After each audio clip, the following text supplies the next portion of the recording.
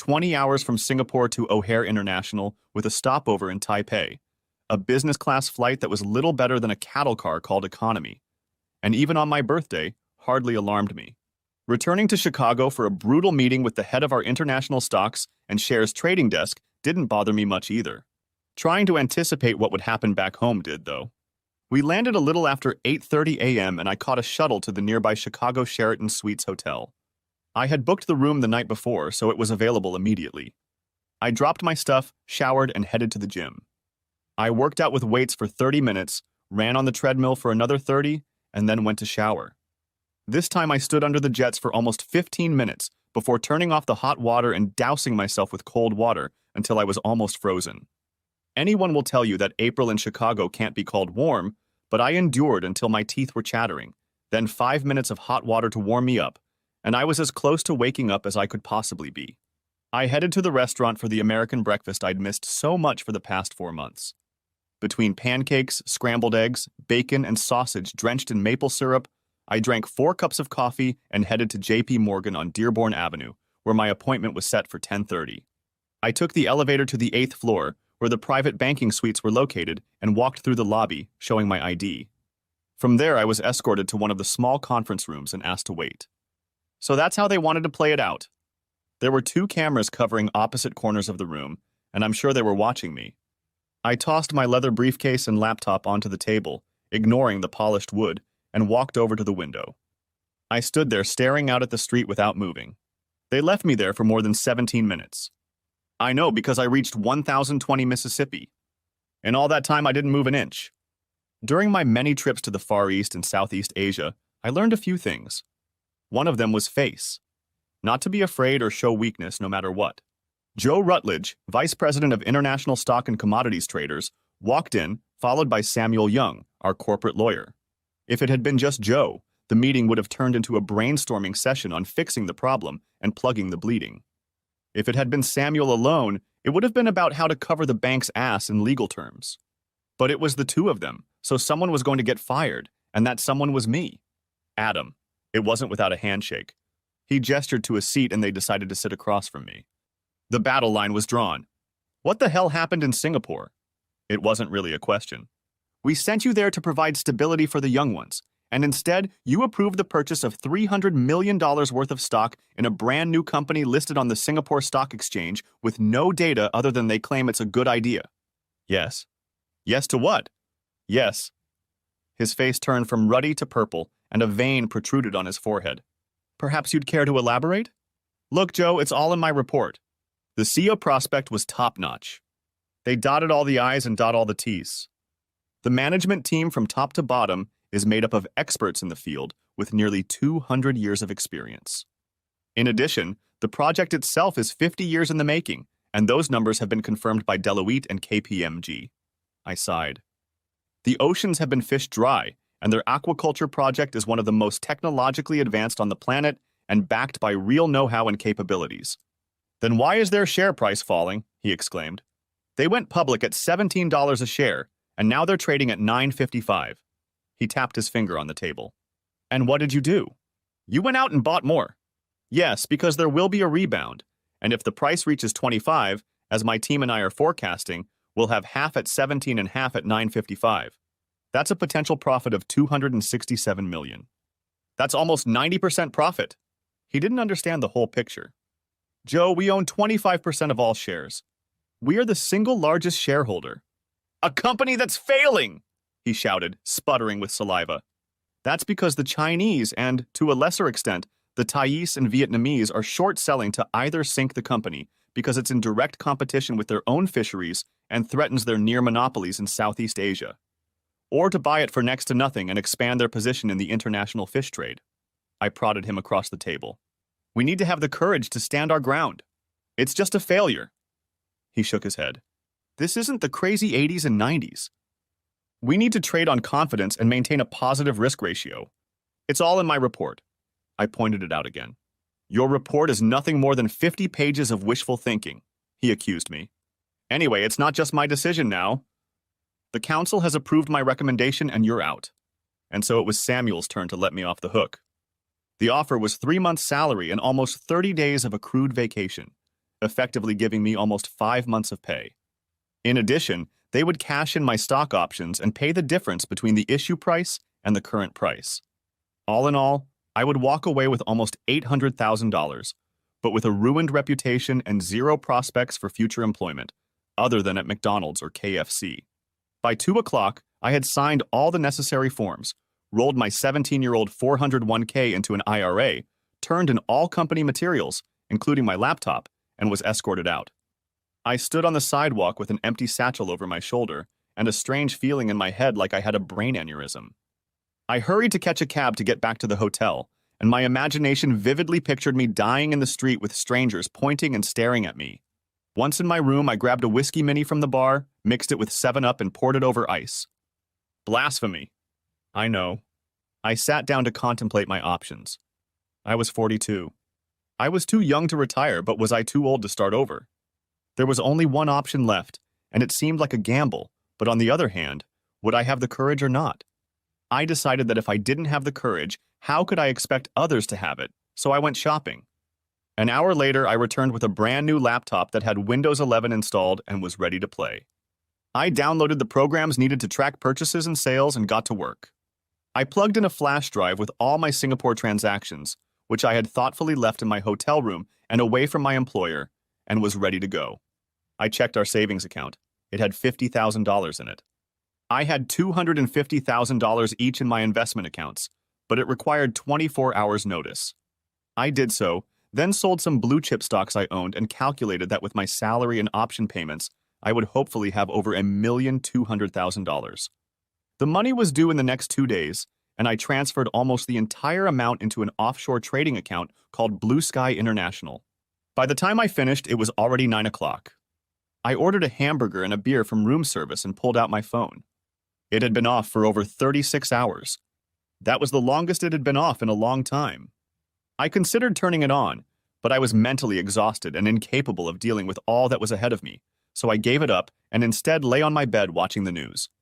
I switched to another channel to see how the world markets were doing, but there was almost nothing I wanted to know about. Whiskey, beer, hamburger, whiskey. Eventually, the jet lag caught up with me and I passed out. The next morning, I had a very early breakfast as my internal clock was still going off. I drank my coffee and turned on my phone. It burst with messages. "Help, Dad, Mom is having a breakdown." It was from Dean and Katie. The message was longer, but the gist of it was this. "What's going on with Jean?" From my dad. "Happy birthday, and why aren't you answering your phone?" From Jean's parents. "Happy birthday, Dad." From Dean and Kathy. "Happy birthday and good luck, Adam." From Team Singapore. "Happy birthday, son." From Dad. "Happy birthday, little brother." From my sister Georgia. More calls followed from Dean, who said Mom was sad and crying but had already calmed down. There were no calls from Jean. No birthday greetings, no explanation as to why everyone thought she was acting weird. It was like I didn't exist. I caught the 8:30 flight to Springfield, called home, and found myself in a hot mess. The kids had left their games, soda cans, and plates all over the living room. The floors looked like our vacuum cleaner was broken. The kitchen was even worse. The sink was clogged with unwashed plates. The dishwasher was overflowing. The trash can was overflowing. I took things to the laundry room, where unwashed clothes lay unwashed for what seemed like weeks. I separated the white and light from the dark and began the process. Once back in, I began to put things in order from the living room to the kitchen. There were 2 empty wine bottles and stemmed glasses in the living room. Both had lipstick marks of different colors on them. Our bedroom looked like it hadn't been changed in a while. I put on clean sheets, changed the duvet cover, and ventilated the room. The children's rooms were indeed cleaner. Dirty, but cleaner. Being in cleaning mode, I packed, and did the rest. I vacuumed the floors and emptied the trash cans. It was almost 3 hours before I thought I had gotten things done, so I headed to my office to turn on my laptop. The first thing I did was check the Southeast Asia Aquaculture, CA rate. It was down to $9.37. That was almost 2 points down for the day. We'll see what kind of balls I have once my money is in the till and I can enter the market. I called my dad. My mom died 5 years ago of breast cancer. We discussed Jean. He said she had seemed sad and depressed the last 2 weeks. He said she was heartbroken, but for no apparent reason. Strange. I checked our bank transactions, but there's nothing unusual. It just keeps getting weirder and weirder. I checked the messages on our home phone, but nothing unexpected there either. I dried and folded my clothes for a bit, then decided to see what we had for dinner. The short answer was nothing much. I went into the garage and reconnected the battery to my Audi A6. I pressed the start button and the car started the first time. I went to the local supermarket, bought some essentials, and came back with a set of groceries to make Thai green curry and jasmine rice. I boiled the rice in water and coconut milk with a bit of ginger to give it extra flavor.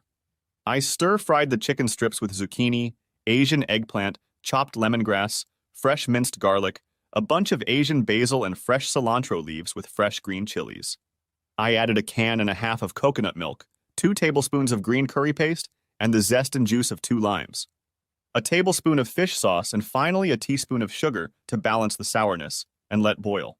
I chopped 4 spring onions, fresh coriander and basil leaves to garnish the dish with them, set the table and poured myself a beer. I was halfway there when Jean's car pulled up in the driveway, and the kids, spotting my car in the driveway, ran into the house screaming that Daddy was home. I hugged them both at the same time and kissed them over and over. I told them how much I missed them, even though we Skype a lot. Tears came to my eyes and Katie sobbed in my arms, clinging tightly to me, her whole body shaking. Dean was a little more subdued, as befitted his almost-man status. We stayed like that for a long time. When I looked up, I saw that Jean was looking at us. At me. There was a strange, almost wistful expression in her eyes, and a couple of tears rolled down her cheek. She waited until I stood up, cradling our children in her arms, and pulled me close and kissed me gently on the lips. "Welcome home, Adam." There wasn't much enthusiasm in her words, and her body language indicated some sadness or discomfort. Her eyes didn't linger on me for very long. That smells nice," she sniffed. "What is it?" "It's Thai green curry," exclaimed I. Dean and Katie looked at me incomprehensibly. "I don't know what it is, Dad, but it smells really good." Dean smiled and hugged me again to the nods and kisses of Kathy, who had her arms around my neck with her legs off the ground. "You two go clean up and get ready for dinner," ordered Jean. "Hurry up. You'll have plenty of time with your father afterward." She came in and gave me a gentle hug and a kiss on the cheek. "You look exhausted, Adam." She visually assessed my condition. "How come you're back so soon? I thought you were going to be there for another 8 weeks." "Turns out the bosses didn't like some of my initiatives," I admitted. "I just got fired." She blushed. Then her mouth opened and closed like a fish out of water. Well, it's..." She fumbled for a word. "Unfortunately," she managed to mutter. "We'll see." "How?" "We'll figure something out." "But what about you?" I stared at this almost stranger standing in front of me. I'd been married for 15 years, and she acted more like an acquaintance than my wife. "Are you okay?" I thought her eyes clouded over, but she blinked and squared her shoulders. "It's work." She tried to smile, but it didn't quite work. "The market's down." That wasn't what I'd heard. "There are changes going on at MRE. There's a lot of pressure on everyone." She spread her arms out to the sides to show how huge. At this point, the kids washed up, came down the stairs, and rushed back to me. "We'll talk later." She turned toward the kitchen. We gathered for a meal. I served and arranged each plate, then poured Jean and me a cool California White. Dean insisted on a can of Mountain Dew, and Kathy asked for water. We sat down at the table and ate dinner as a family for the first time in 4 months. I told the kids stories about Singapore, about the lifestyle and some of the activities I was involved in. They were almost exclusively part of team-building exercises and included dragon boat races, indoor golf, ninja tag, and combat archery. It was all a lot of fun. After emptying their plates, Dean and Kathy disappeared together and returned, smiling, holding a wrapped present. "Happy birthday, Dad." Jean's hands flew to her mouth. I kissed my children to the sounds of "Oh my God" emitted by Jean. "I'm so sorry, Adam." I totally forgot. I was about to pounce on her and remind her that I had given her gold diamond earrings for her birthday. But instead, I focused on the kids. I opened my present. It was a Brothers in Arms set. I loved that show and had always said I wanted to have a CD collection. I kissed them again. Their wide smiles matched mine from the pleasure of giving and receiving. "I'll bring you a present tomorrow, Adam." Jean was embarrassed and remorseful. I waved him away. "You don't have to," I said magnanimously. "Being home with my family is all the present I need." Dean and Katie threw themselves into my arms again with cries of, "Love you, Daddy." We sat at the table talking for an hour or more, but eventually they had to go do their homework while Jean and I cleaned up the kitchen. "What's going on with you, John?" "You're not the person I know." She jerked her hand sharply, as if to stop me, and then her shoulders slumped. I don't know, Adam. I guess I'm depressed. You've always traveled so much and for weeks at a time. Last time it was too long. She looked me in the eye. You're not here. We hardly live the same life. Tears streamed down her cheeks. I feel lost. I reached out and wrapped her in a bear hug. She resisted for a while, but then she gave in and let me hold her and sobbed softly. We stayed like that for a while. I wanted more. I wanted to solve the problem. But she wouldn't let me know that she wanted anything more than to be held. She was right, though.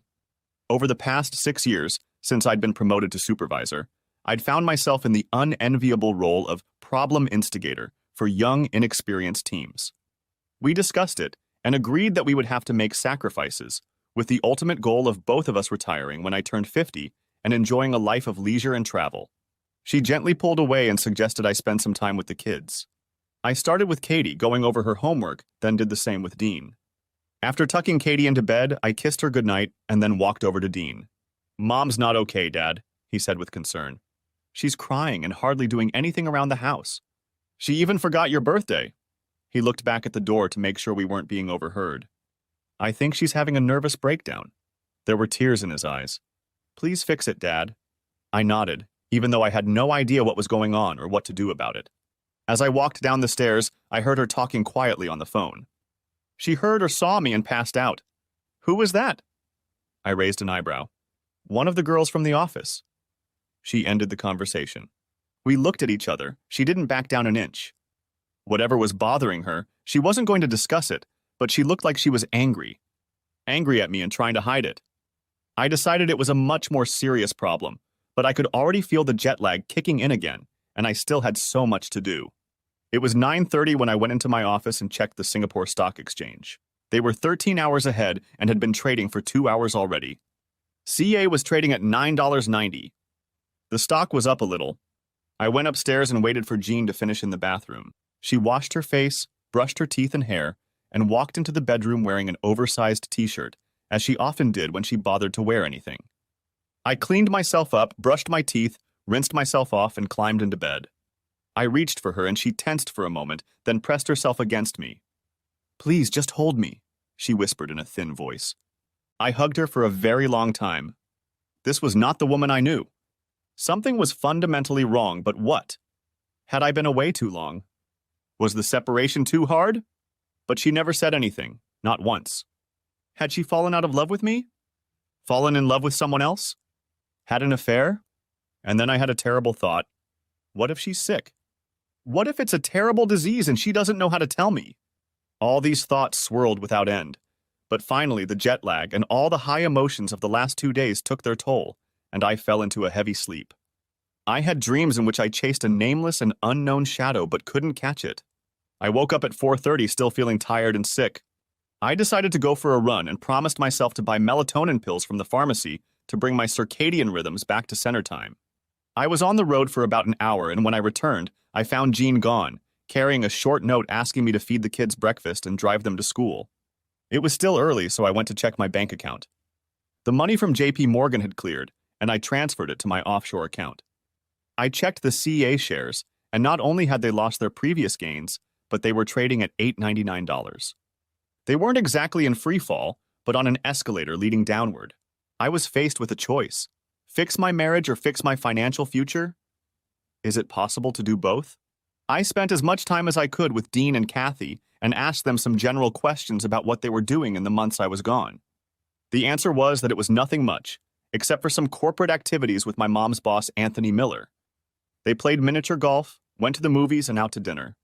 Kathy didn't notice anything, but Dean must have noticed my face and jumped up. He was always with his daughter, Evelyn, Dad. He defended himself. She always said Mom was such a big part of the company, like we were all one big happy family. Katie nodded in agreement.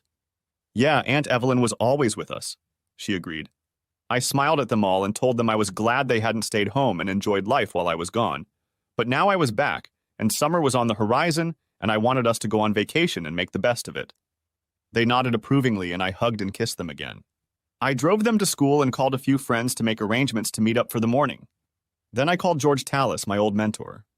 He was my manager when I first came to the trading floor, and he taught me many unseen trends that no computer program or application will teach you.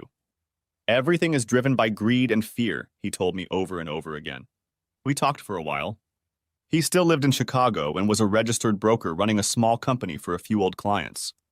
We discussed my accreditation. I was registered with the SEC and was a member of FINRA, as well as registered with the Illinois Securities Authority and had signed an AML, anti-money laundering compliance document. We agreed that I would send him an electronic copy of the SEAA prospectus and discuss it later that day. I stopped by the HHS community pharmacy located across the street from St. John's Hospital. It was convenient on the way to my first appointment of the day. I was leaving the pharmacy with melatonin and a few vitamin pills when I noticed Jean and Evelyn Miller coming out of St. John's Hospital. They were holding on to each other and looked like two women bound together by a shared grief. I discreetly watched them as they walked with their heads down and shoulders bowed, bereft of hope and dreams. They climbed into the Uber that was waiting for them and disappeared into the flow of traffic. What the hell was that? I ran through all the options that had been swirling around in my head since the previous evening, but nothing was coming out. Was my wife sick and didn't tell me about it? Was Evelyn sick? They looked grief-stricken and clinging to each other, but not sick. Neither of them looked sick. Maybe it was a mutual acquaintance? They looked too emotionally attached to the pain to be mere acquaintances. A friend, then? No, more than a friend. A lover?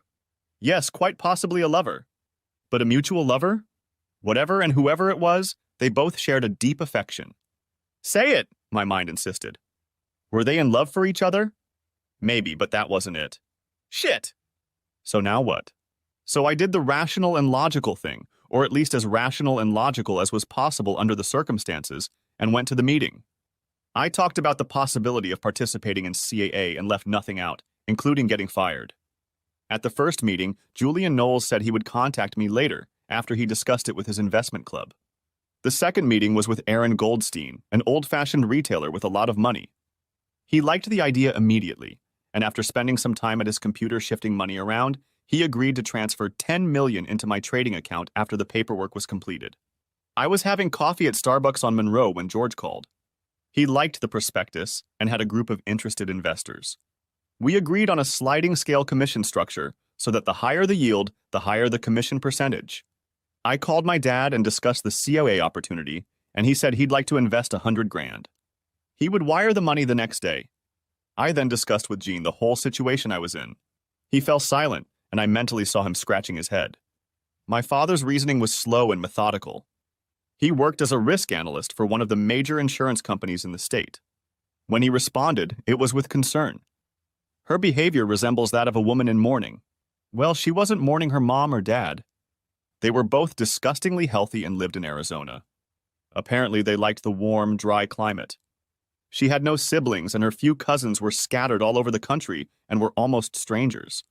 We talked for another long time while I questioned his thoughts, and finally I had to agree with him. He bowed out, but not before telling me that he would send me the number of a private investigator whose services they had regularly used in the past to investigate insurance fraud. I went home, called my contacts in Singapore and Southeast Asia to get an update on sentiment in the country, and recreated the risk assessment profile for CA. It turned out to be virtually the same as my report.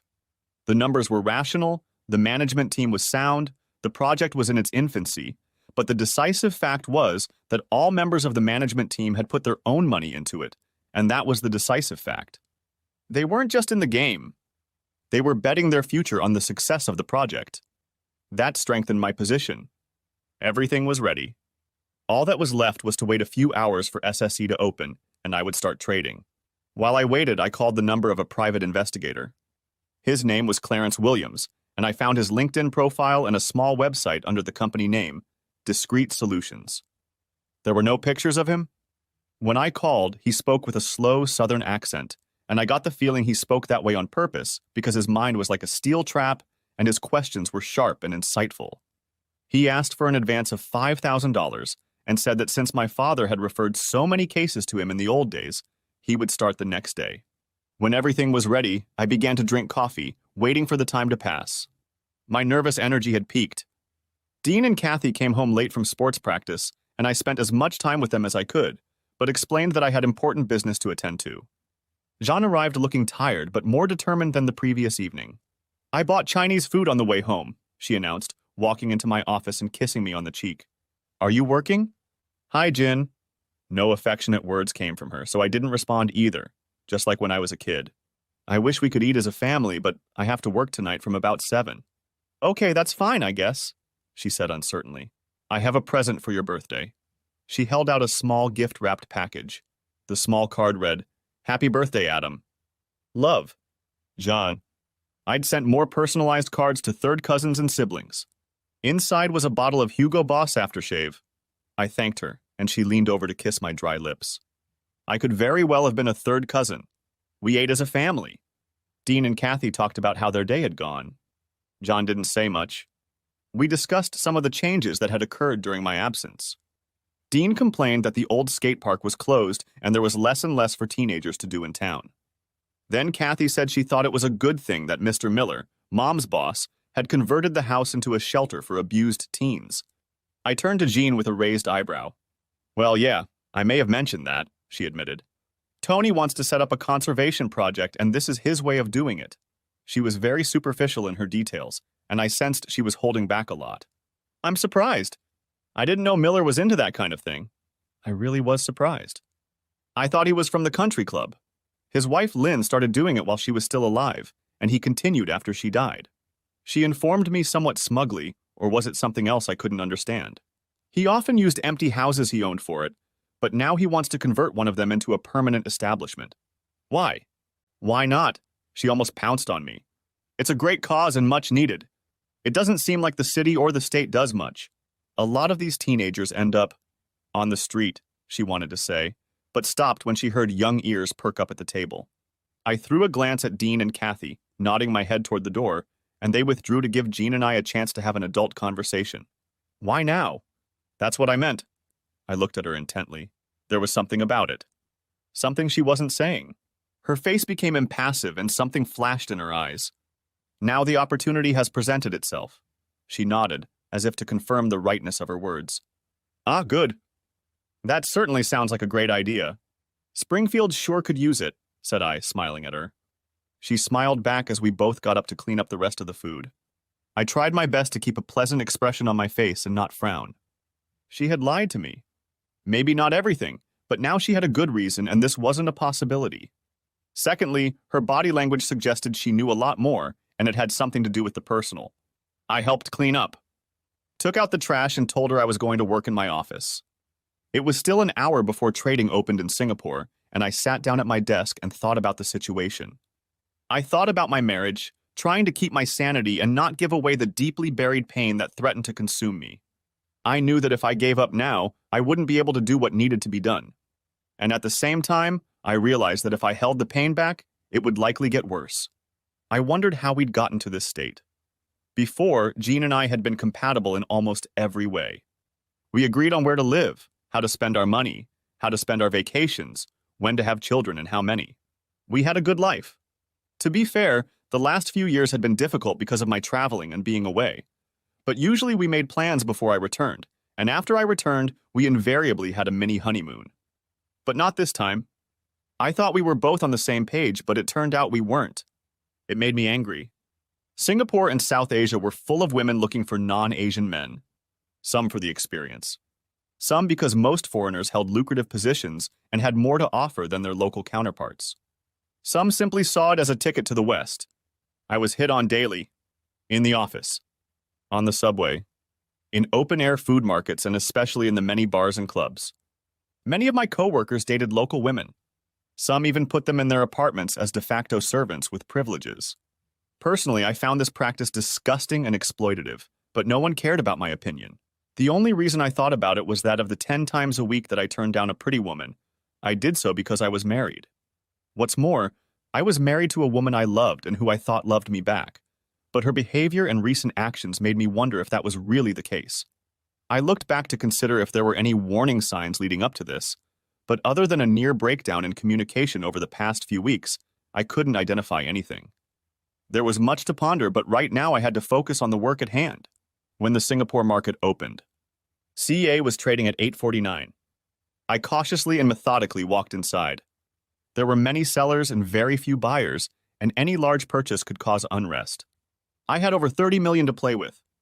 My contacts and George's contacts were top-notch. They trusted our expertise. God help us all. My first purchase was for 5 million from an unknown person. Then an avalanche of stocks hit the market as worried investors hoped to unload and salvage what they could. I was willing to bet it was my old company dumping shares at the urging of the head office. I kept buying at 5 million each, expecting the price to stabilize, but it was in free fall and kept falling despite my purchases. Someone was selling stock they didn't have in hopes of buying it back at the end of the day cheaper. The price continued to fall as panicked investors tried to get rid of their holdings in hopes of getting 25 or even 20 cents on the dollar.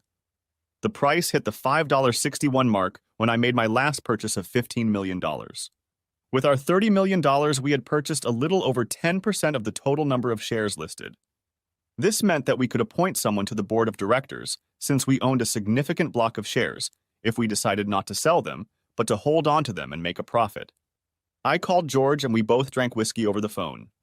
My choice was an 18-year-old J.P. Weiser's Canadian whiskey on the rocks. George, being an old and old-fashioned guy, poured himself a 10-year-old Bulleet bourbon. Our purchases ended up encouraging some investors sitting on the sidelines to buy at this bargain price. As a result, by the time I logged off, the price had steadily climbed to $8.72. The short sellers were stranded and lost money. I wiped my eyes and looked at the time. It was almost 2 o'clock in the morning. After cleaning myself up in 5 minutes, I quietly climbed into bed and passed out from the melatonin pills I'd forgotten in the car. I woke up late the next morning. Everyone was downstairs. Dean and Kathy were finishing breakfast. John was on the phone. I heard her say something about time is of the essence. When she saw me, she said goodbye to the person on the phone. Work. She shrugged exaggeratedly. She poured me a cup of coffee. You must have been up late? I nodded, taking a sip. So, did the trade or something go well? I mimicked her and shrugged unresponsively. She had no idea that everything but our house depended on CA. It's still early. We'll have to wait and see. I waved it off. Okay. She walked over and kissed my cheek. You still look tired.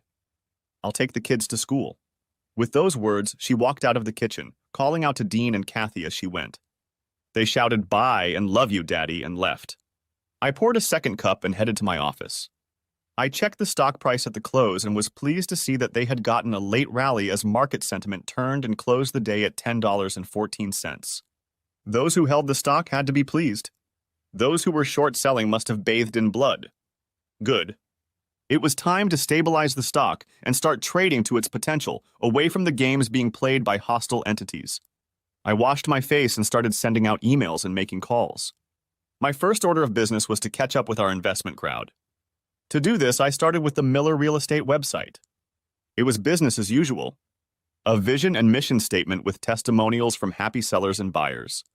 There was a section about the company's social responsibility program, the essence of which was to help teenagers in trouble.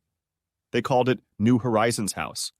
They claimed to provide housing, food, training, counseling, and help troubled teens find jobs, finish school, get off the streets. I couldn't find anything else on their website, so I went to Facebook. I found Anthony Miller on Facebook, and it turned up a lot of pictures of his cars and vacations and people he knew and interacted with. There was also a recent group photo from one of the corporate events.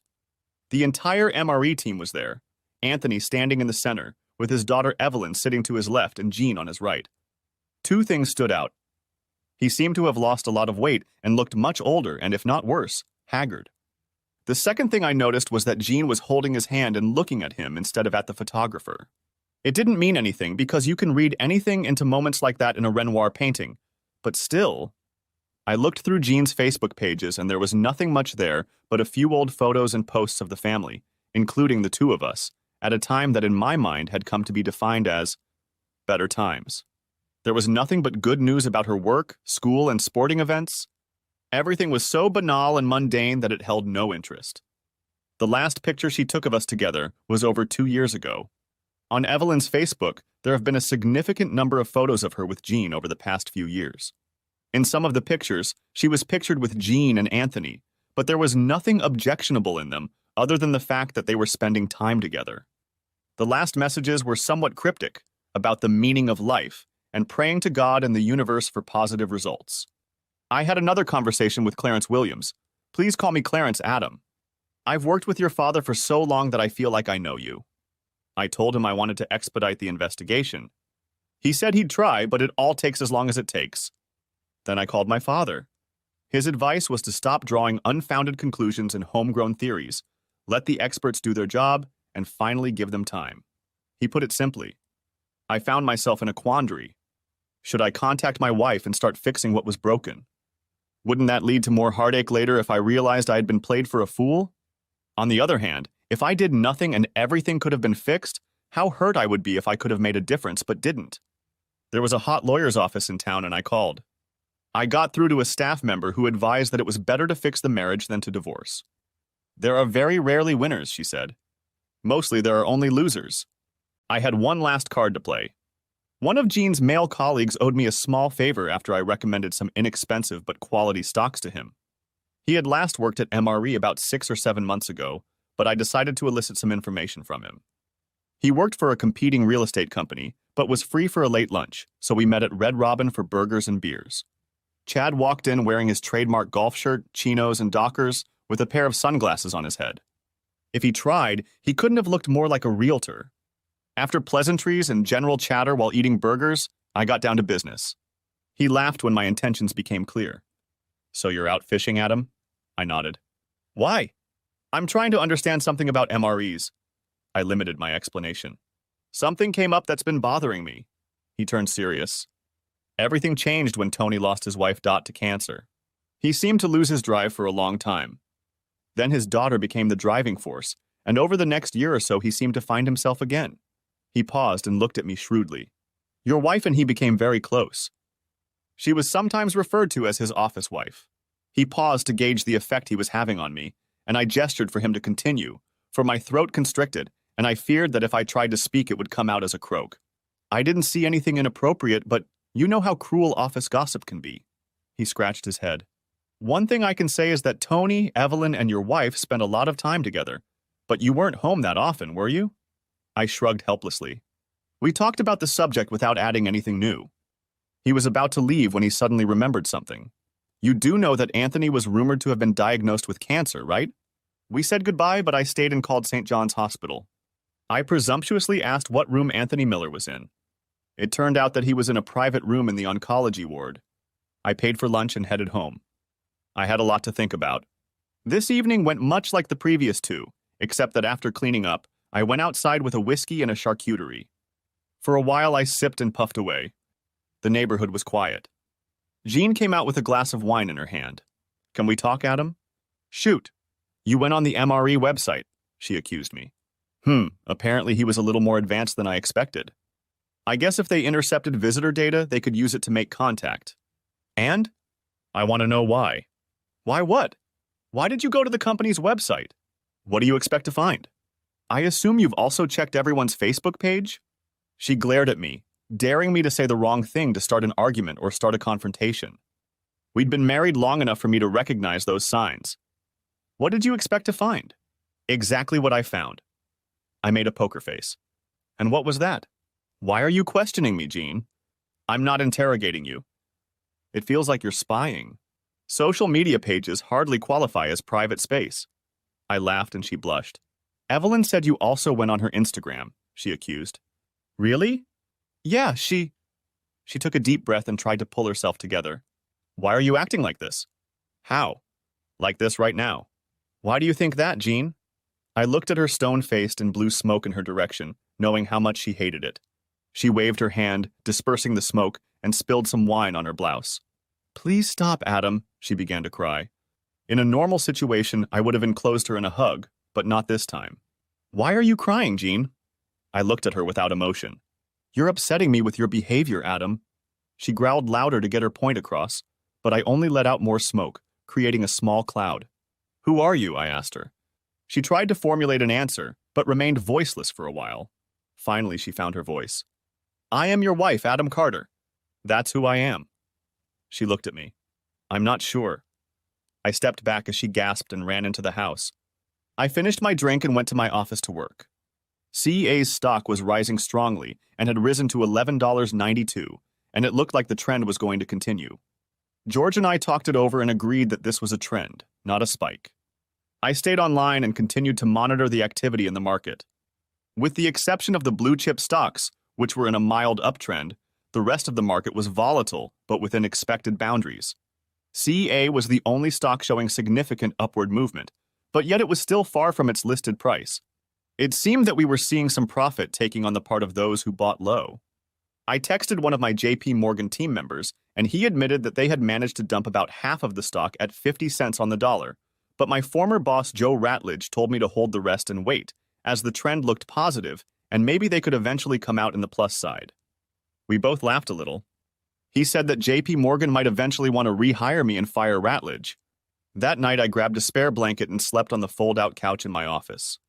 The next morning I checked the closing prices on SGX again and was pleasantly surprised to see that SEAA had closed at $13 and a few cents. The trend continued as predicted, and our investors doubled their money. Now, if we had managed to reach the predicted $25, we would have made over 300% profit.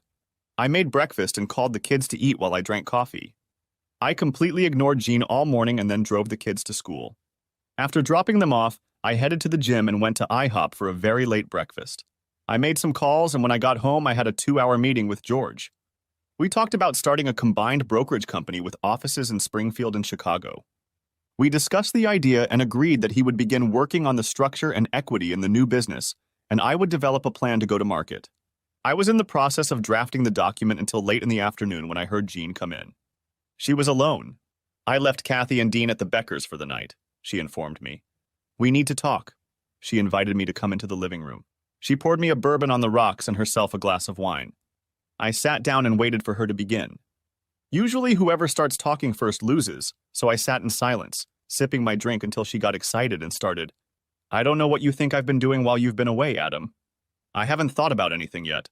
Well, you're being very disrespectful and ugly to me. The woman was right about that. Is that how you feel? I raised an eyebrow. Disrespectful? She started to nod, then realized it was hypocrisy and took up the water. I'm sorry, Adam. You're not home anymore. We're like two strangers. She snorted with some satisfaction at her terse description. So after 17 years, we're strangers because I've been gone for 4 months? All the Skypes, all the texts, all the phone calls didn't matter? There was a lot of pressure on me, and you were far away. She wiped tears from her eyes. But you're my husband, and I'm your wife, and that's all that matters. She flashed her eyes, daring to contradict me. She stood up and withdrew. I sat there sipping my bourbon, wondering if this woman had lost her mind. I heard her cell phone ring as she spoke, unable to make out the words. Soon all I heard was the murmuring of the water in the bathtub. It was some time before she came downstairs. She was wearing a soft knitted gray dress that ended a palm above her knees, a pair of black shoes, and a single string of pearls I had bought her in the Far East a few years ago. Go take a shower and get dressed, she told me. I'll make a reservation at the Chesapeake Seafood Restaurant. I was ready in 15 minutes. I dressed with the feeling that she was on the phone with someone again. I ignored my instinct and bit my tongue. We drove to a restaurant where she started with a gin and tonic in the lounge since Jean had discovered gin. I deliberately beat her to it by ordering a Singapore gin sling. Later, when we were seated in the dining room, she ordered a hot pot of mussels and I ordered half a dozen oysters and a half shell for first. We drank Chardonnay and talked about the kids. She didn't seem very concerned about me losing my job. You're one of the smartest people I know, Adam. I believe you'll find a job quickly. She smiled at me. Apparently, she had no idea that I was now a pariah in the corporation. Anyway, our savings will help us get by until you get settled. I almost snorted with laughter and concern. She had no idea that our entire future now depended on my stubborn unwillingness to admit that I was wrong about CA. Nevertheless, the evening got better, not worse, as we discussed friends, parents, and the usual everyday topics that are the foundation of any marriage. She asked about some of my former coworkers she met at company parties. I shied away from talking about MREs until I had some information. Then it was time for the main courses. I ordered the captain's platter and she ordered the lobster. She treated me to wine and I drank it, wondering if she was trying to get me drunk. Because if she was, she had succeeded. The evening passed easily as we basked against each other. I have to say that if she was having an affair or cheating on me with someone, she did a great job of showing me how much she missed me. She caressed my hand, looked into my eyes, and was 100% attentive. We finished our meal and headed home. I woke up to the smell of coffee and bacon. I pulled on my sweatpants and went downstairs. She was making scrambled eggs and bacon and English muffins in the toaster, apple juice was on the table, and coffee was boiling. We ate breakfast together, and she told me about what needed to be done around the house and in the backyard. After that, she got dressed and went to get Dean and Kathy. I was in the backyard getting ready to start a little cleaning up after the winter when I noticed my phone ringing. Answering the call, I hummed along to the radio. It was Clarence Williams. "Can you talk?" he asked, and my life turned to solid shit. We arranged a quick meeting at a coffee shop downtown. I left my work unfinished, cleaned myself up, and walked in. He was waiting and waved when he recognized me. He was nothing like I expected based on TV shows and movies. He was a small, unassuming man. He was no more than 5'7" or 8, thin, gray-haired, and balding. He wasn't very swarthy, but he wasn't one of those light-skinned black men either. He was wearing dark pants, a shirt, and an old sports jacket. Even his shoes looked like they were bought at Walmart. All in all, he was a nobody. He probably drove a Toyota. However, his high-end cell phone didn't match his outward image, and I inwardly smiled. He had clearly cultivated that image of an unremarkable lowlife. We shook hands, and his firm grip further confirmed my impression of who he really was, as opposed to the image he was cultivating. He cut to the chase without further preamble. "Let's not beat around the bush, Mr. Carter. We didn't catch your wife at the hotel or in any secret meetings." He held up a hand to prevent me from intervening. "But we have ample corroborating evidence that she's been having an affair with her boss Anthony Miller for at least 2 years. That seems to be an open secret in the office. Of course, his daughter Evelyn knows about it and not only condones it, but facilitates it in every way possible. They met regularly during the week, and it seems that when you weren't home, she would often leave the children with friends and move in with him herself for the weekend. He was hard and relentless, trying to lay it all out before I exploded, or whatever it was I was going to do. His voice began to lose volume as my pulse quickened and drummed in my ears. My hands clutched at the table like I was having a heart attack. It's one thing to think your wife is having fun with another man, and quite another when it's confirmed by a near stranger. Clarence kept talking, but I could barely hear anything. I was still burning inside and struggling to pull myself together. Besides, Mr. Miller has been diagnosed with a very aggressive pancreatic cancer, and he only has a few months to live. What? I tried to realize. What was that? I said that Miller has been diagnosed with metastatic pancreatic cancer. He's now undergoing therapy for the second time, but it doesn't seem to be working. This confirmed what Chad had said and what I had discovered, but I didn't know that the cancer was incurable and inevitable. I finally understood Jean's behavior. Her state of mind. Everything said she was in pain because she was mourning the man she loved. She was trying to come to terms with his impending demise. I told Clarence about Jean's behavior and how I thought it all connected, not because he was my friend. Not because he was my confidant, but because he was here in front of me and I just needed someone to talk to. My initial impression of Clarence's hidden depths was confirmed by his next words. Many cheaters try to minimize their actions by saying it was just sex. Or that it meant nothing, but that's nonsense, Mr. Carter. He took a sip of his almost cold coffee and made a grimace. Then looked at me again. Cheaters don't just do it. They're invested in each other and in the relationship. He frowned, as if fishing the words out of his memory. Women need to feel loved. No one has a long-term relationship because of sex. They may start out that way, but after a while, feelings emerge. Love, and it's usually justified by the claim that you can love more than one person. He looked up, assessing the effect his words had on me. Cheaters don't spend all their time having sex, Mr. Carter. They go to restaurants and movies. They go for walks and share experiences. They discuss movies, books, politics, and ideas. They develop a personal language as spouses.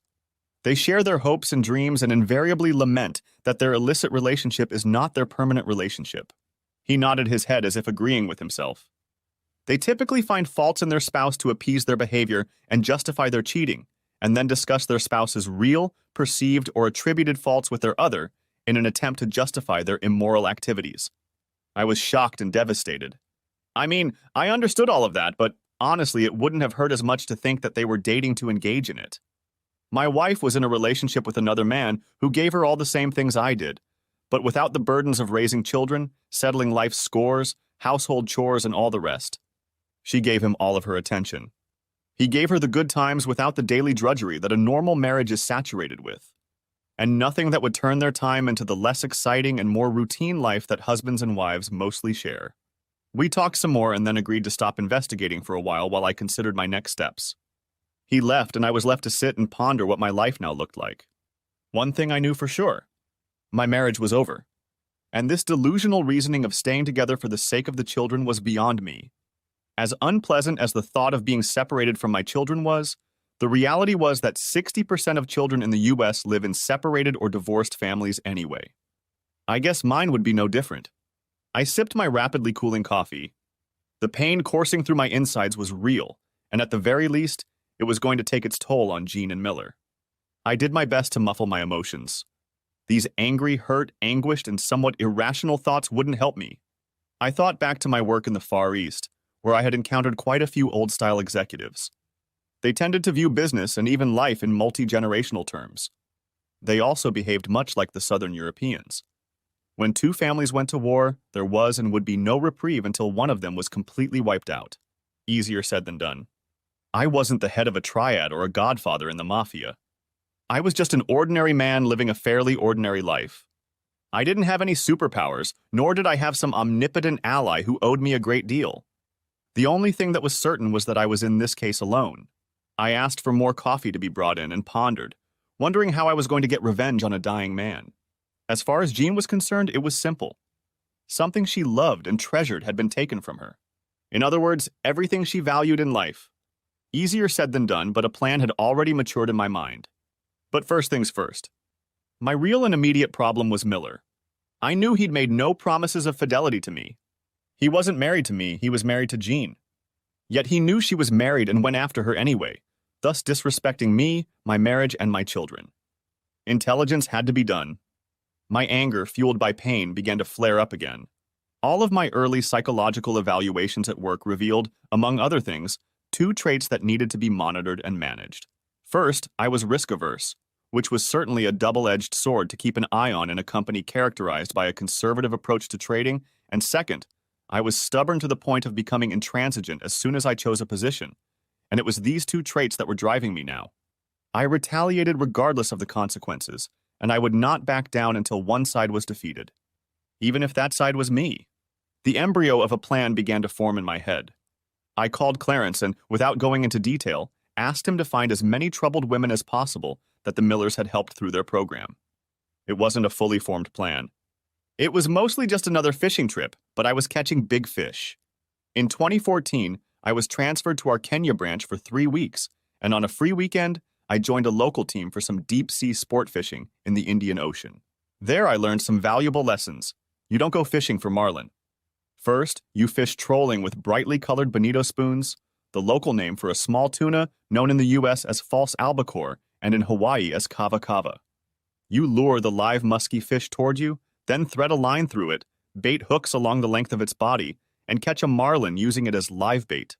On that trip, I was both successful and saddened to see a marlin fighting for its life, and vowed that it would be my only attempt at big game fishing. But the lesson learned from catching the marlin gave me a plan. I drove home, doing breathing exercises until I came to my senses and could pretend I was in the same mood as before. She still wasn't home, and I went about the business I had left undone. Later, she came back with Dean and Kathy, and we fired up the grill and cooked steaks and corn on the cob with coleslaw and warmed baguettes. I spent the day as an active father and a dutiful and loving husband. I was two people living in one body, a warm and loving man on the outside and a cynical bastard on the inside. Cynical Adam decided that since her lover was dead and she feared I might put two and two together, she was trying to do damage control. I was clearly her backup plan. My time with Dean and Kathy was as real as my time with Jean, like a B-movie, but she genuinely believed it. Cynical Adam told me to keep that in mind after the divorce when I was looking for women to hook up with. The next few days turned into a strange existence in which I was simultaneously living a lie and watching myself play my chosen role. I wondered if movie and television actors have similar experiences, watching themselves on screen as a character. On a positive note, George and I sorted out the new trading organization, registered it in Singapore, and transferred the entire SEA portfolio there. But that wasn't the only good news. CEA was trading at $16.33 after the roller coaster ride to market and climbing upward. We had already more than doubled our investment, and as I had hoped, were looking at a threefold return. Given how easily I had sunk into my psychopathic personality, I became paranoid. So I added some significant security measures that required a fingerprint and password, as well as encryption of all my files and emails. I always turned off my laptop and completely deleted all emails that didn't come from George without opening them. Then I would also upload everything I wanted to the cloud and reformat my phone, completely deleting everything and then re-uploading what I needed. After that, all that was left was to research other interesting stock listings and call potential investors I knew from JP Morgan in anticipation of me making an offer to buy some of their business. The only thing I wasn't too worried about was the non-compete clause, as the layoff made it mostly invalid. My marriage front went quiet while I waited for the ammunition to arrive, and it arrived on Thursday in the form of a flash drive from Clarence. The handover was done at a different coffee shop than last time because my paranoia was at an all-time high, albeit for no particular reason. He made a list of 14 women. It was everyone he could find. There were brief biographies, and some even had old photos attached. 5 still lived here. One of them worked as an escort.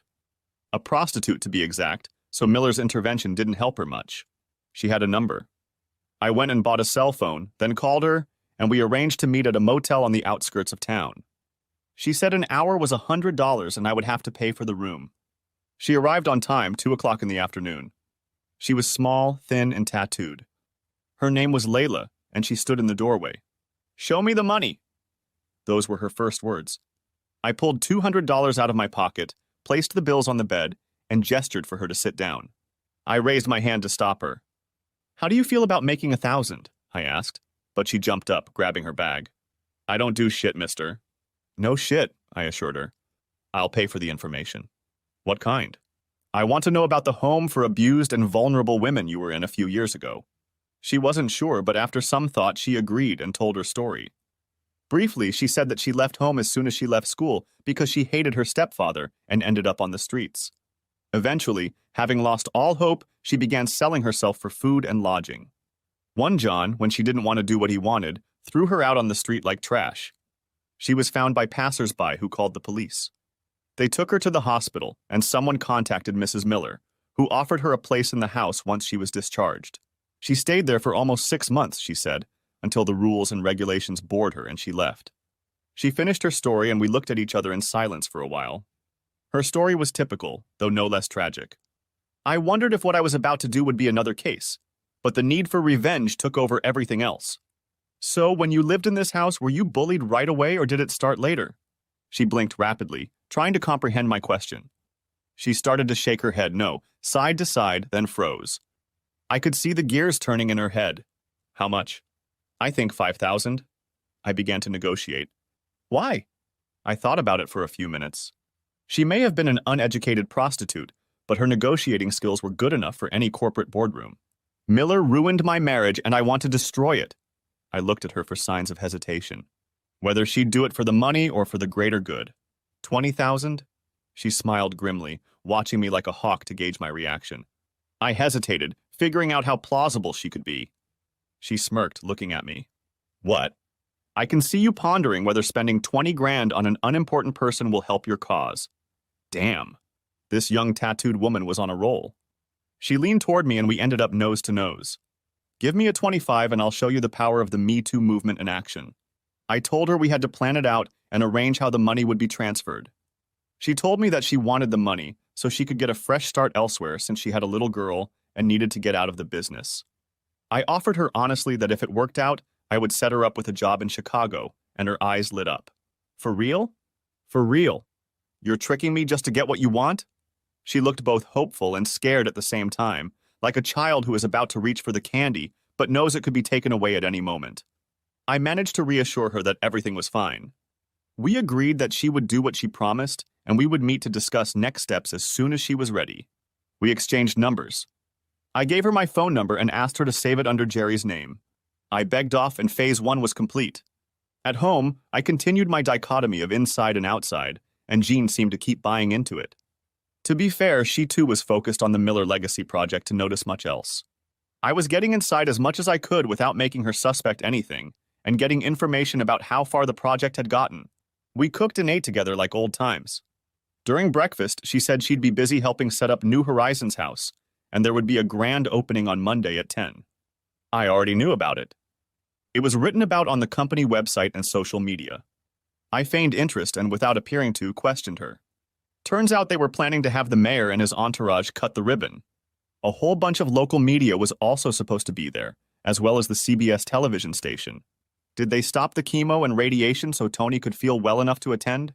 I heard her ask. Probably Evelyn's. I didn't hear an answer. It's going to be a life-changing moment, she sobbed slightly. Not if I had anything to do with it. Time to turn up the heat. My divorce papers were ready. All that remained was to get permission to file them.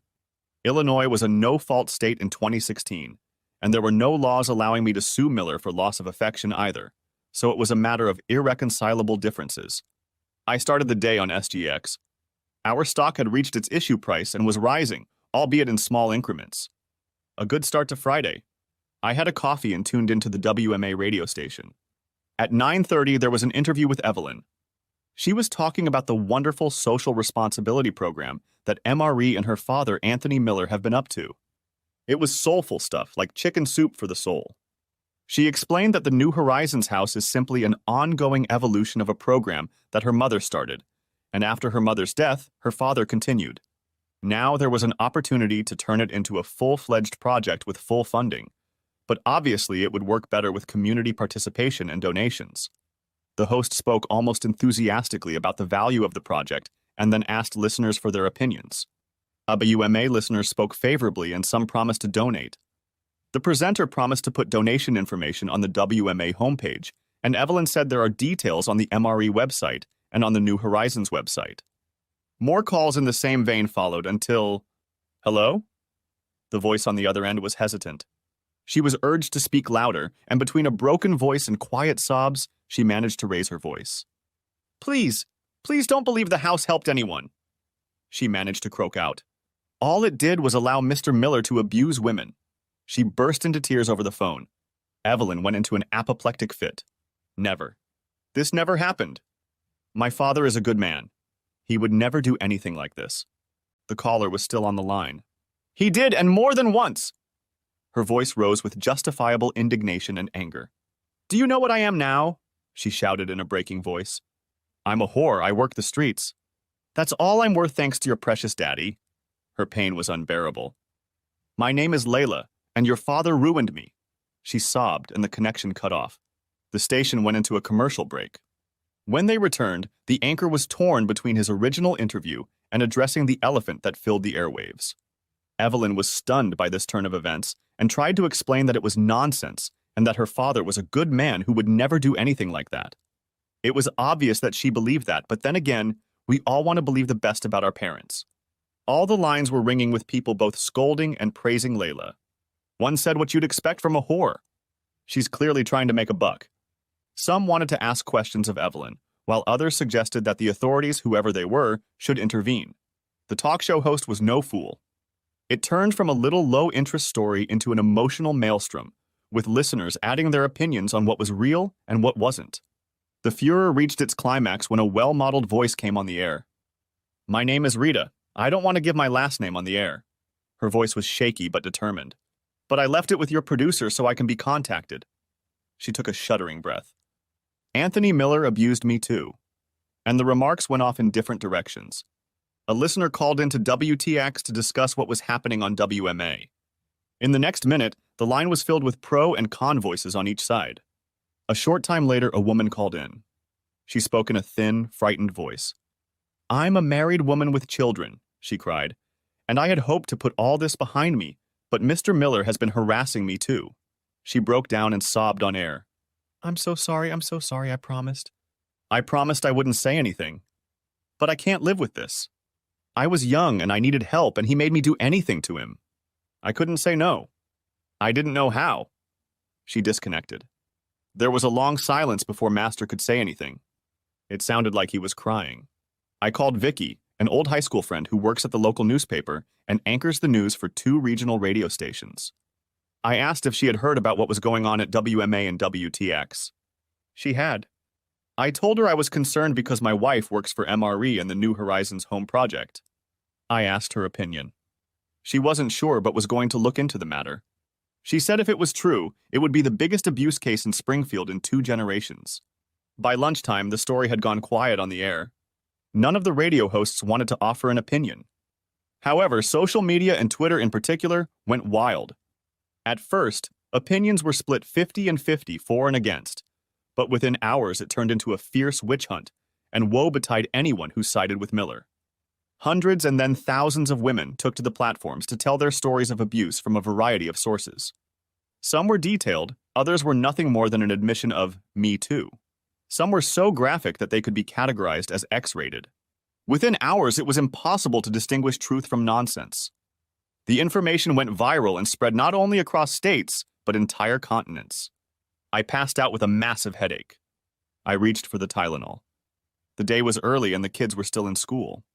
From the stress and emotions I had experienced, I was sweating and feeling dirty. I undressed in the laundry room, walked naked to the shower, and collapsed under a stream of warm water. I sat down and cried like I hadn't cried since my mom died. In fact, I cried harder. Losing my mom was a knife to my heart, but it was a knife to my soul. I had crossed a line that could no longer be crossed. Nietzsche's saying that he who fights monsters must be careful not to become a monster himself accurately described me. Miller had done bad things to me, but I had unleashed a firestorm that had already lost control. All I could do now was hang on and pray. I picked up Dean and Kathy and drove home to make chicken stir-fry with noodles and a small oriental salad on the side. We waited for Jean, but there was nothing. I tried to call her, but her phone was off. We finally ate, and I put a plate of food for Jean in the microwave and a small bowl of salad in the refrigerator. Dean, Katie, and I sat down to play the Forbidden Island board game, and Jean was still gone. By 10, the kids had gone to their bedrooms, and I was alone in the living room when she came in. She looked like she'd just been through the ringer. The shadows over her eyes were streaming. Her hair was a mess, and she had the aura of a woman whose world had just crumbled. "You heard?" She sighed with a shudder. "Have you heard all the nasty things they say about Tony?" She groaned, collapsing into a chair. I handed her a large brandy, which she gratefully accepted, drinking half of it in one gulp. "Yeah, sounds like your boss is a predator," I told her in an even, emotionless voice. "Where there's smoke, there's fire." "No, Adam. He's a good man? He would never do anything like this. Time to get to phase 2. Jean?" She looked up from her brandy. "You obviously didn't know the man very well." "You don't know me." I turned the screws. "You and I have no secrets. We're husband and wife, so you know what I'm capable of, just like I know you."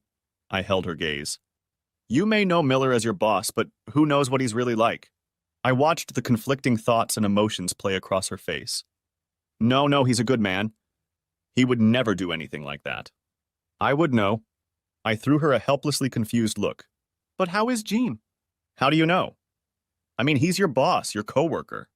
He could be hiding a million secrets." "I haven't interacted with him that much, but I always felt like he was hiding something. He's the kind of guy you wouldn't leave alone with your wife or daughters." She sighed. "And you know, has he ever tried anything with you?" She turned white and I pretended not to notice.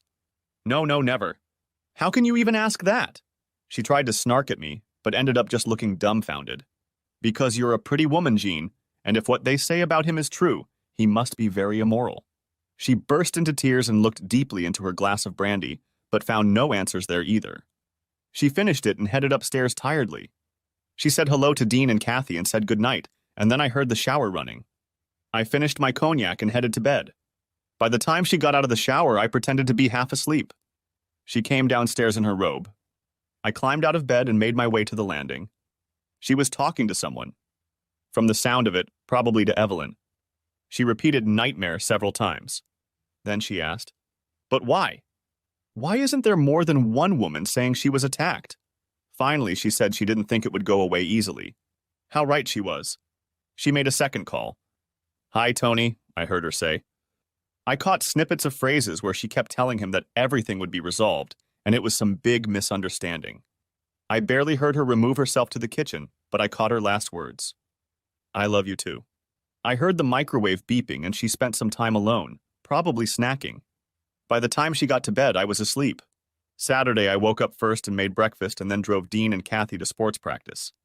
When I got home, I was on the phone with Vicky. She informed me that another woman had applied and there were 4 so far. She also told me that her sources in the mayor's office said that the entire project was now considered toxic and was being distanced from it. A number of civic associations soon followed with denials. By mid-morning, the Attorney General's office had issued a statement that they would conduct a full investigation into the matter. By the time I got home, it was gone.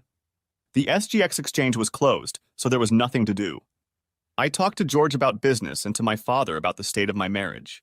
He agreed that it was irretrievably broken. He said he felt sorry for Dean and Kathy, but like the rest of the kids in the U.S., they would learn to cope. I called Jean. "Where are you?" "Evelyn and I and the company lawyers are trying to fight these nasty lawsuits." "Are you sure you should get involved?" I colored my voice with concern. "The spillover could be significant and you don't want to be in it." She resisted, as I knew she would, but all their lawyerly entreaties went nowhere. On Saturday afternoon and Sunday, which were the busiest days of the show, MRE had less than 20% of its previous attendance. By Monday morning, the phones were ringing off the hook with calls of canceled and withdrawn sales orders. The opening of the New Horizons home was postponed until the negative publicity was over. That Monday, another woman made herself known in an unusual way. This woman was married to a wealthy businessman and was well known in the community. According to her, she spent a total of 8 days in the house before she gave them her name, and they contacted her parents. During that time, the man she knew as Mr. Miller abused her twice.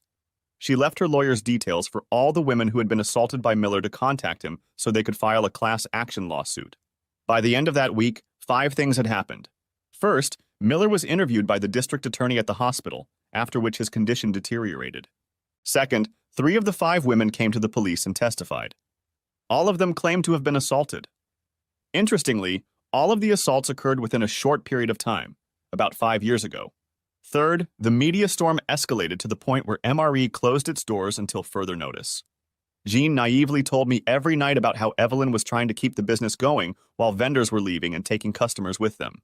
Fourth, CA had passed the $24 mark, and I was slowly throwing blocks of shares onto the market, which were quickly snapped up without lowering their price. We made back our original investment and still owned 2/3 of the stock. To put it bluntly, we sat back in complete delight. My dad took Dean and Kathy out for the weekend. I was on my way back from a small boutique where I bought a chilled bottle of 2012 vintage Veuve Clicquot. I was ready to celebrate with Jean number 5. I noticed a BMW X5 SUV with the MRE logo on the doors parked in my driveway next to Jean's Lexus. I stopped and walked into the house.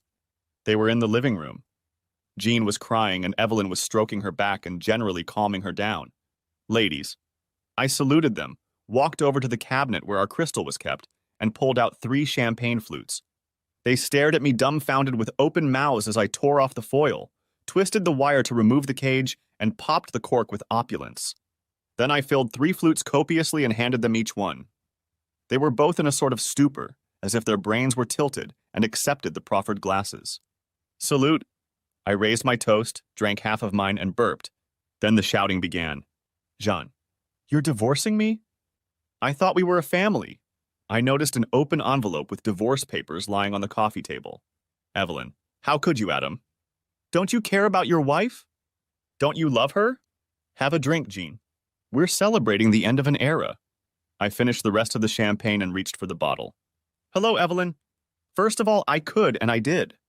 Second, I stopped caring about her and stopped loving her when she became your father's whore." I knocked over my glass and saluted Evelyn. "Let's drink to your father's legacy, Evelyn. I hope he lives long enough to stand trial, and then the whole world will know what a piece of shit he really is." She turned white and collapsed onto her back. I turned to Jean. "Get yourself a lawyer." I smirked at her. "The kids will stay with my father until custody is established." Her eyes widened with fear. This was like nothing she'd ever seen me like before. It looked like I had turned into the very monster I feared. Evelyn dropped her flute on the carpet, making a mess. They looked at me the way one looks at a madman with his finger on the trigger. "So for champagne, no. You left me alone for so long and so often." "I needed human contact." She tried to justify herself but couldn't meet my gaze. "I understand." I laughed humorlessly. "And how do you manage that now?" But then Evelyn came at me again. "And how many women did you sleep with while you were away from home? You men all want your women to be angels when you're away from home, and you do whatever you want. Don't think all men act like the piece of shit who gave birth to you. Just because he was happy to do whatever he could, ruining young women and marriages, doesn't mean the rest of us stoop to his depravity." I stared at her, hoping she would try to object or even pounce on me. I leaned into her face. Your father is a molester, a criminal, a disgusting pig. He'll probably die before he goes to prison. But you, my whore wife, and the world will recognize him for what he is. His legacy project will never take off and his money will be frozen by the courts against future lawsuits by his victims. MRE will file for bankruptcy and cease to exist, and you'll have to move far away and change your name. She trembled and cried at my verbal assault. I bet she wished she was a man to hit me. I wished she was a man too, so I could unleash the rage I'd so carefully contained for the past weeks. In fact, it seems to me, Evelyn, that you probably helped woo these girls the way Ghislaine Maxwell did Jeffrey Epstein. Her mouth worked wordlessly at the horror I was spouting. I think I need to contact the news media to let them know about you. She shook her head from side to side, her eyes widened with fear and horror. No. Please, I didn't do this. It's all a lie. Some kind of mistake. I don't know what these women are trying to accomplish, but it's not true. My father is a good man. I turned to Jean. You have 2 hours to gather your clothes and leave. When I return, if you're still here, I'll call the press and make a statement. Moreover, I will invite them to interview you about your involvement in this horrible crime. Screw you, she spat at me. I have nothing to apologize for. Well, except for cheating and lying. I'll move out, but I'll hire a lawyer first thing, and then we'll see who gets what. Oh God, Jean found the strength. 2 hours, I promised her. I got out and headed for the car, but had only gone a few blocks down the road when all the unused adrenaline in my body caught up with me, and I gasped and shook. This went on for about 15 minutes before I got my body under control and was able to move on. For a while I drove aimlessly around the city. Eventually I pulled myself together and called my father. I told him about Jean's handing over the papers and reiterated that he should keep Dean and Kathy with him until further notice. And while he should allow Jean to visit them, under no circumstances should she be left alone with them to set them against me. We talked and I drove off before the car signaled that I was on standby. I found a gas station, got gas and headed home, marveling at how far from home I was, and by the time I got back it was 10 o'clock. The house was like a mausoleum, filled with the ghosts of happy times. The silence was noisy in my ears and I couldn't sleep. 2,500 years ago, Socrates had said that life without exploration is not worth living, and I lay in bed, trying hard not to explore myself or look too deeply into my psyche because of the furor I'd made for revenge. The only thing I knew for sure was that things had gone too far and there was no stopping it. I was afraid that what was happening on social media was one thing, but if it went to court, things could unravel or fall apart. Would I not find myself implicated? I felt the need to get Layla out of town to at least eliminate my direct connection to the issue. Having decided this, I managed to sink into a half slumber. Waking up the next morning, I felt almost as tired as the moment I climbed into bed. After my morning rituals, I headed downtown to get some breakfast.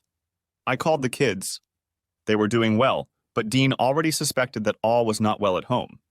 I promised I'd talk to him and Katie soon. Over a cup of coffee, I reached Layla on the landline. So, did I do as well as I promised? I admitted that I had. We talked and confirmed that she was flying to Chicago the next day. I had already transferred money from my offshore trading account to one of George's offshore accounts. Then he had transferred small amounts to a bank account she had opened, and Layla was $25,000 richer and off to a job as a property management assistant organized by one of George's investment contacts who owned a number of commercial properties. I was drinking my second cup of coffee when Vicky called. 3 women have sued Miller seeking damages, she informed me. The papers will be served on Monday. We talked for a while. She said she and the news editors were surprised by the timing and how the whole story had unfolded. But she reasoned that it wasn't surprising in the current climate. Once the first woman, Layla, who claimed she was a prostitute, got publicity, the rest followed, as in the case of Harvey Weinstein. I spent the rest of Saturday with Dean and Kathy. I told them that their mom and I would be getting a divorce because she was having an affair with her boss, Anthony Miller. Kathy didn't quite understand what an affair was. Dean understood. She slept with Mr. Miller, Dad? I nodded sadly. Yeah, they've been sleeping together for a while now. Kathy was crying. Dean was unfazed. We packed up and, taking my dad with us, went to the golf course and hit a few buckets of balls. Dean and Kathy used some of my old clubs and both had a good natural swing. After eating dinner, we went to a Greek restaurant and eventually headed to bed. I went back to my quiet mausoleum and had another sleepless night. On Sunday, I got a call from her parents. They wanted to know if there was any hope of reconciliation. For the sake of the child, they said. How can I reconcile with a woman who has been having an affair with her boss for years? I asked. And that one happens to be a maniac. Jean may have even had a part in it. There was a collective sigh. Living in Arizona had weaned them off the bomb that had hit Illinois. It will all be figured out in court, I assured them and walked away, leaving them with a shattered view of their daughter. Life went on, mostly slowly and painfully. Dean and Katie moved back into my home, and my father moved in to help out. This essentially left me with a business that was gaining momentum, as George and I were getting lots of positive feedback. At the end of the second week, the hype around Miller had died down somewhat. Vicky informed me that a fourth woman had joined the class action lawsuit against Miller. But not Layla, I thought. That was odd. She was edgy enough and, it seemed to me, mercurial enough to get her piece of the pie. Oh well, that was a mystery for another day. I had a meeting between Jean's lawyers and my lawyers about the division of property. I had set up investment accounts for Dean and Kathy's education out of our combined cash or near-cash assets so they couldn't be touched. My last paycheck and payments from J.P. Morgan went directly into my offshore account, and her lawyers were still trying to get documents from my previous employer. So while they suspected there was some sort of golden handshake going on, they had no idea how much, but it was only a matter of time before they subpoenaed the HR documents. I offered to pay her nothing, as she had a job and was generally making a good living. She argued that there should have been at least $250,000 in cash and near assets. I assured them that they had been lost on unprofitable stocks. Both Jean and her lawyer called bullshit, but I laughed. Take the deal, Jean, or I'll take your house payment down and we'll fight over it until you run out of money for lawyers. I'll cripple you financially. Why are you being such an asshole? She looked at me. I deserve half of whatever is left of our marriage. Go to your second husband and ask him for money, Jean. It sounds like you had more of a marriage with him than you did with me. But you'd better hurry. He may not have any money left after those poor assaulted women get what he did to them. I wish I could say it was all over after that, but it wasn't. Not at all. It dragged on for months, but most of the cards were in my hands, and righteous anger kept me going. She hesitated from meeting to meeting. At one, she was saying that I made the whole relationship between her and Miller look much more serious than it really was. At the next meeting, she blamed me for her behavior. Then she wanted to know why we had to get a divorce and that we couldn't work it out. The next time I heard from her that she was going to give me to the cleaners, at another meeting where I refused to give in, her lawyer said he would get her back in the house immediately. I gave her my biggest grin I was capable of. You better be careful around me, Jean, or I will go to every possible media outlet to expose your complicity in this. She lost her white and turned gray like a heart attack victim. Try it and see what happens to you next. As I left the lawyer's office, I noticed Evelyn sitting in the foyer. She was glaring at me angrily. I smiled at her the way one smiles at the Walking Dead, and her smile faltered and faded. You should have stayed out of this, Evelyn. Well, what you sow is what you reap. 2 days later, Layla was another $5,000 richer, and the local newspapers, Twitter, and the rest of social media were ablaze with the latest revelations that Evelyn Miller had been helping her disgraced father, Anthony Miller. The DA's office has come under fire for not arresting Miller or taking action against his daughter. The DA's office spoke at a media briefing, stating that they were still in the early stages of the investigation. The press didn't hold back, and another storm erupted. The public was still reeling from the story of Ghislaine Maxwell and Jeffrey Epstein. Soon the bloodlust was gripping Evelyn Miller as well. Miller was sued by 4 highly publicized women. I became seriously concerned and began having sleepless nights. Going to court was a huge risk for me and could have easily derailed the whole case. It was the 6th week since my return from Singapore. I was working from home as usual when the doorbell rang. It was Evelyn.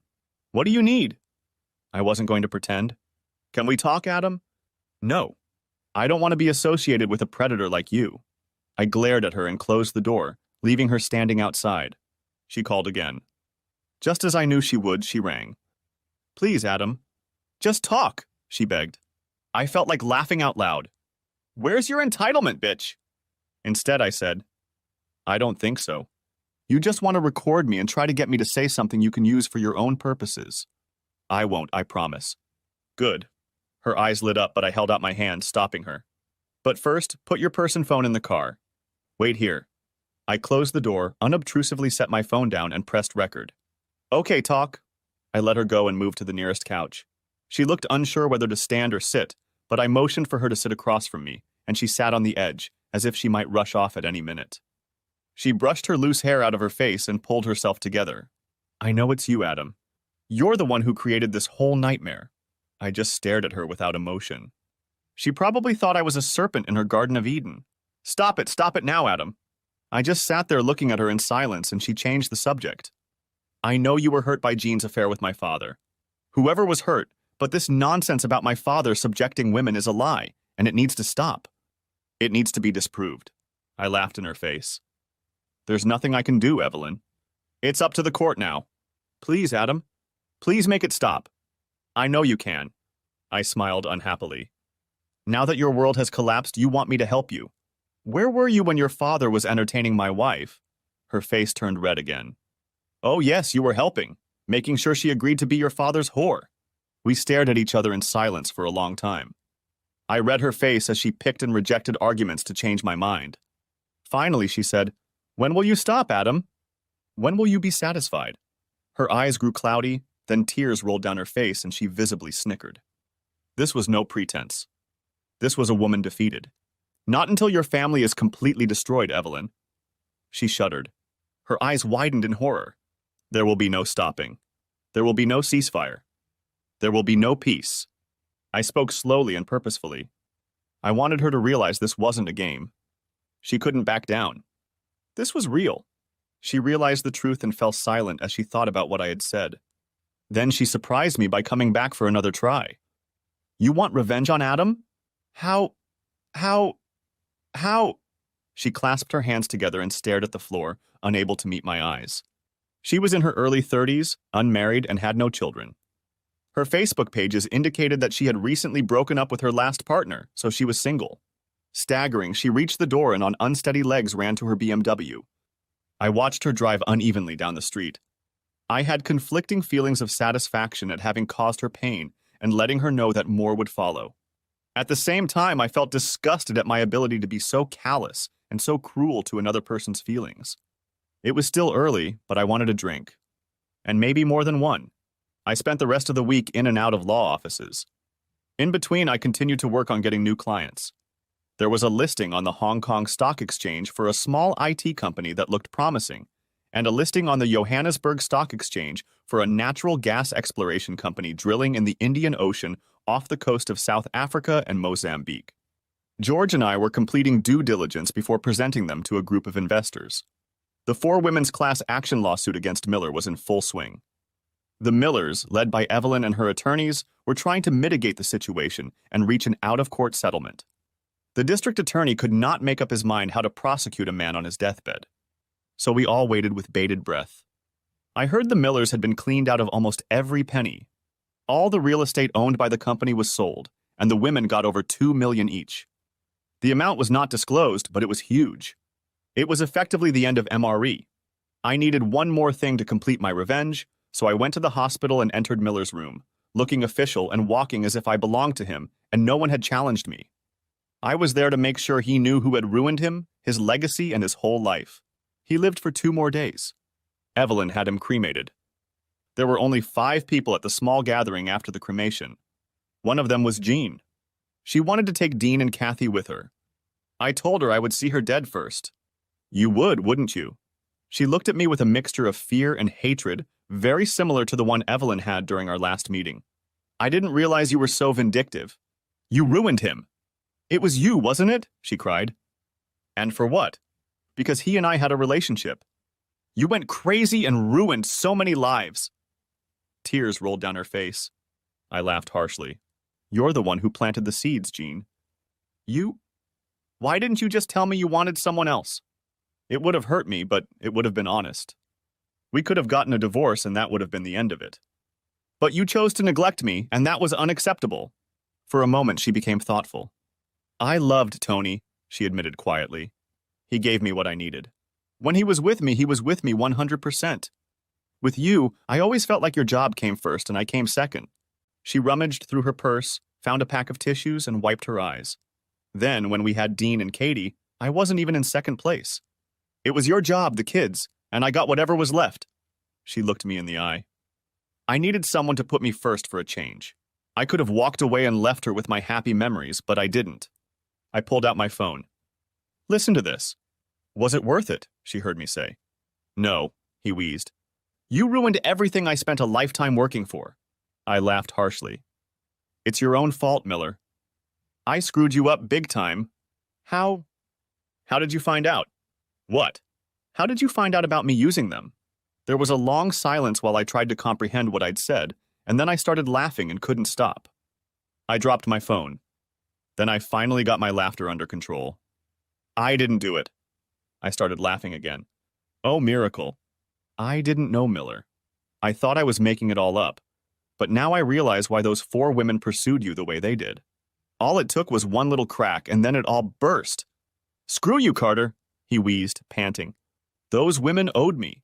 He tried to sit up to show he still had some bravado left. Jean collapsed to the floor and fell into catatonia. I walked away. She was no longer my problem. Epilogue. When MRE was getting rid of assets as fast as they could to free up cash, I bought the house they were converting into New Horizons House for next to nothing. It took some effort to get all the players together, but everything fell into place as if it was predetermined. As soon as the deal was signed and sealed, I took out ads in the local papers and went on the radio announcing that I had purchased New Horizons House and would turn it into a full-fledged shelter for abused women.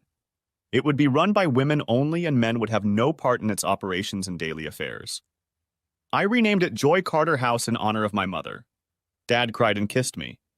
Dean and Kathy were impressed. The house was placed in trust. Dad and I and the 4 women who had sued Miller became trustees. They were all more than happy to be involved and contributed some of their newfound wealth to make the dream come true. The local and regional media called the project Phoenix and showered me and the women with praise, although I tried to stay as far away from the spotlight as possible.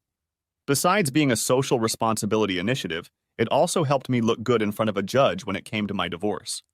Jean ended up getting primary custody.